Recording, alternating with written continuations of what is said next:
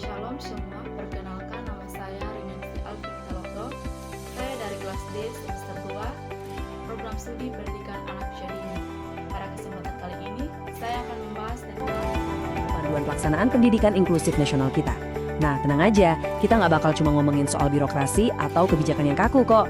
Kita justru mau melihat sisi lain dari pendidikan inklusif ini, yaitu sebagai sebuah evolusi sosial yang benar-benar kita butuhkan sekarang.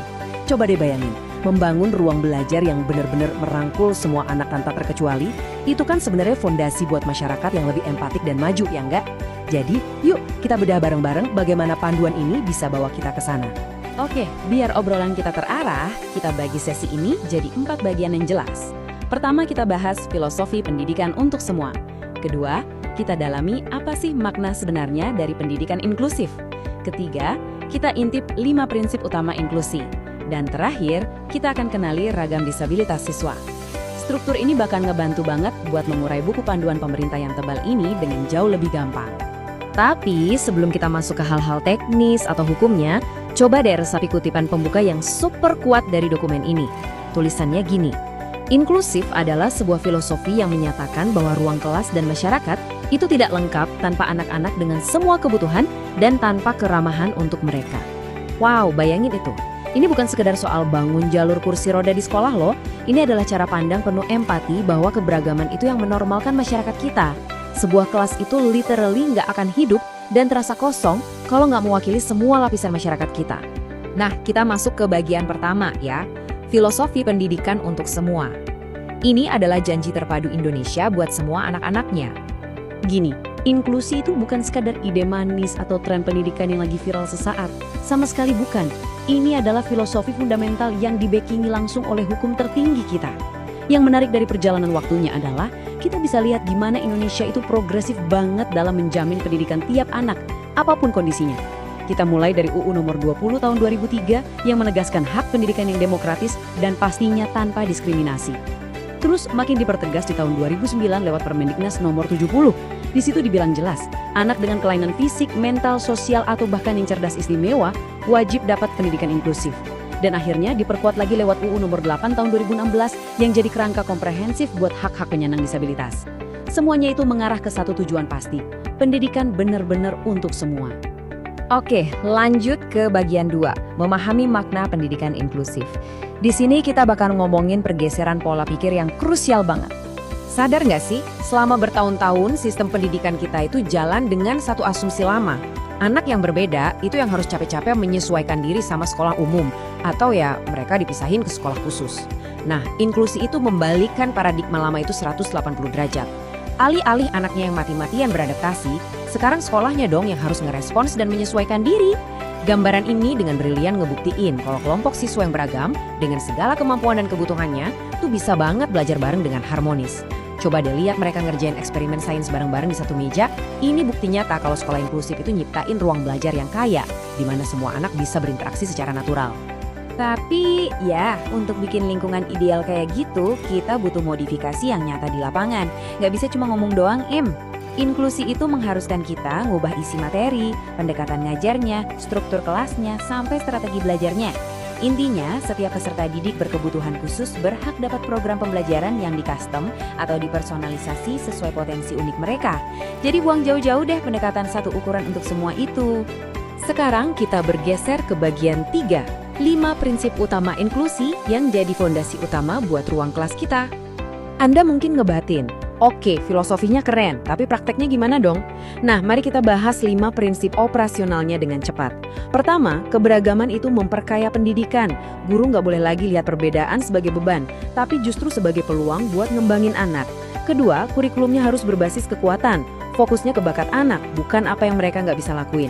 Ketiga, keterlibatan siswa. Suara anak itu penting banget buat ngedukung teman-temannya. Keempat, keterlibatan semua pihak, terutama orang tua. Mereka harus dikasih info yang akurat dan feedback positif. Kombinasi 4 ini bakal ngebentuk semacam jaring laba-laba dukungan yang super kuat buat anak. Nah, poin krusialnya itu ada di prinsip kelima ini. Ini khusus buat para guru ya, perhatikan konsep 3H ini. Pertama, heart atau hati. Komitmen tulus buat ngajar semua anak tanpa pandang bulu. Kedua, head atau kepala. Ini soal punya pengetahuan kritis buat paham apa aja sih kebutuhan siswa. Dan ketiga, hand atau tangan, yaitu skill dan strategi praktis buat ngeksekusi pembelajarannya di kelas. Konsep 3H ini gampang banget diingat kan? Ini harus banget jadi semacam jangkar buat setiap guru pas mereka melangkah masuk ke kelas yang inklusif. Kita sampai di bagian keempat dan terakhir, mengenal ragam disabilitas siswa. Yah, buat bisa nerapin konsep 3H tadi, guru kan pastinya harus benar-benar paham dulu klasifikasi spesifik dari anak didiknya, betul? Mari kita mulai dari disabilitas fisik atau tunadaksa. Ini mencakup anak-anak yang punya hambatan di fungsi gerak, biasanya karena kondisi tulang, sendi, otot, atau sistem saraf pusatnya. Contohnya kayak cerebral palsy. Anak-anak hebat ini mungkin punya gerak yang terbatas atau agak kesulitan di koordinasi motoriknya. Terus, apa solusinya? Adaptasi lingkungan fisik itu kunci. Bikin rampah, sedia meja yang tingginya bisa diatur, dan pastiin kelasnya gampang diakses. Itu marga mati supaya mereka bisa belajar secara mandiri. Terus, gimana kalau kita ngadepin siswa dengan disabilitas intelektual atau tunagrahita? Nah, kondisi ini termasuk mereka yang belajarnya butuh waktu lebih lama atau yang punya Down syndrome. Biasanya mereka ada keterlambatan di perkembangan fungsi pikir dan mungkin agak kesulitan kalau disuruh mikir sesuatu yang terlalu abstrak. Buat guru, ini artinya pendekatannya harus dirombak, harus lebih visual, banyak diulang atau repetitif, super suportif, dan yang paling penting, fokus ke keterampilan hidup sehari-hari. Tujuannya apa? Supaya kemandirian mereka bisa benar-benar maksimal. Selanjutnya ada disabilitas mental dan sensorik. Ini spektrumnya lumayan luas loh. Disabilitas mental itu bisa berupa hambatan psikososial, kayak kecemasan berlebih, atau disabilitas perkembangan yang ngaruh banget ke cara mereka interaksi sosial, seperti autisme dan ADHD. Di sisi lain, kalau disabilitas sensorik itu lebih ke urusan komunikasi, penglihatan, atau pendengaran. Anak-anak ini butuh banget yang namanya strategi komunikasi alternatif dan mereka sangat mengandalkan suasana kelas yang stabil, baik secara emosional maupun sensoriknya. Kalau kita rangkum semua obrolan kita dari awal, pesan utama dari buku panduan pemerintah ini sebenarnya simpel tapi mendalam banget loh. Setiap anak itu unik, titik. Dan perbedaan itulah yang justru jadi kekuatan yang harus kita kembangkan bareng-bareng. Disabilitas itu bukan suatu masalah yang harus buru-buru dipecahkan, atau semacam penyakit yang harus disembuhkan oleh pihak sekolah. Bukan, itu adalah bagian dari keragaman pengalaman manusia yang harus kita rangkul, kita fasilitasi, dan kita sediakan tempatnya di setiap sudut kelas kita. Sebagai penutup sesi kita, saya mau ninggalin satu pertanyaan buat bahan renungan kita semua. Sudahkah ruang kelas dan lingkungan di sekitar kita benar-benar terbuka buat semua orang ya? Pas besok Anda balik ke sekolah atau ke komunitas Anda, coba deh lihat sekeliling.